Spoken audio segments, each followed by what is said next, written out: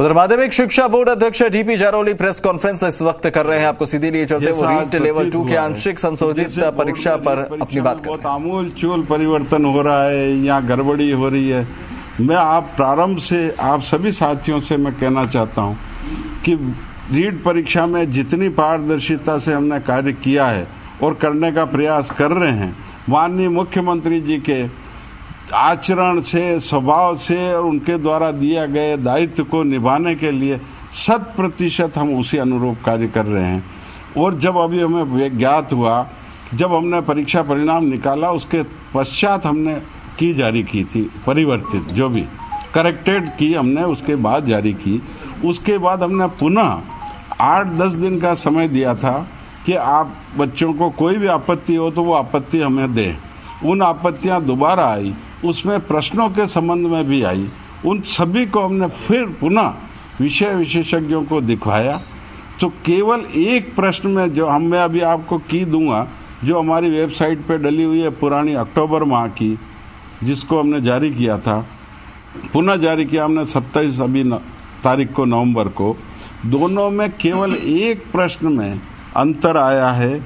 वो प्रश्न पुस्तिका जे सीरीज की 74 नंबर क्वेश्चन है, अंग्रेजी सेकंड लैंग्वेज का। 74 भी अंग्रेजी सेकंड लैंग्वेज का। उसमें पहले उत्तर था ए और सी, करेक्ट किया था हमने। अब हुआ है बी और सी। उसमें सी तो एज इट इज है, ए के स्थान पर बी हुआ है।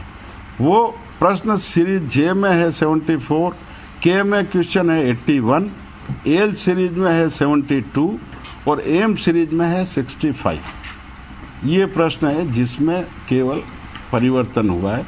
इसके अतिरिक्त हमने की पुनः जारी किया, और जिस तरीके से कि बोनस 6 में है, 7 में 2 उत्तर है, ये पहले भी थे और अभी भी यथावत है। वही 6 बोनस और 7 जिनमें हमने 2 उत्तर को सही माना है, वह पुनः उसी प्रकार है, केवल एक प्रश्न में परिवर्तन हुआ है। अब इस परिवर्तन का प्रतिशत आप निकालेंगे तो ये मेरे ख्याल से बहुत कम आएगा, क्योंकि 4 विकल्पों में से 2 विकल्प सही है, 2 में से एक तो जो पहले था वही सही है, सी। जो अधिकांश अगर प्रतिशत वाइज निकालें तो 80% वही उत्तर सही है, 20% दूसरा जो सही है वो भी उत्तर। हमने दोनों को सही माना है। तो इस पूरे परीक्षा परिणाम में बहुत न्यूनतम स्तर पर मेरे ख्याल से 0.01% विद्यार्थियों के परिवर्तन होने की संभावना है, और वो भी केवल 1 अंक का। कुछ बच्चों के 1 अंक बढ़ सकता है, 1 अंक कम हो सकता है। इससे ज़्यादा परीक्षा परिणाम में कहीं परिवर्तन नहीं है। इसके अतिरिक्त तो उन्हीं बच्चों के परिवर्तन है जो हमने आपत्तियां मांगी है। कुछ बच्चों ने 2-2 फॉर्म भरे थे, जैसे आपको सारी स्थितियां मालूम है। 2 फॉर्म भरे थे और 2 फॉर्म में, एक फॉर्म में उसने भाषा भरी हिंदी और संस्कृत, दूसरे में भरी हिंदी और इंग्लिश। 2 फॉर्म भरे और उसके एक फॉर्म से चेकिंग हुई, चेक हो गया हिंदी इंग्लिश और उसने किया है हिंदी संस्कृत, लेकिन वो फॉर्म में भरा हुआ है।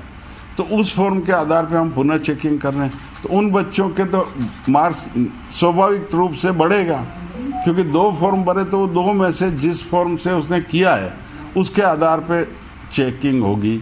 और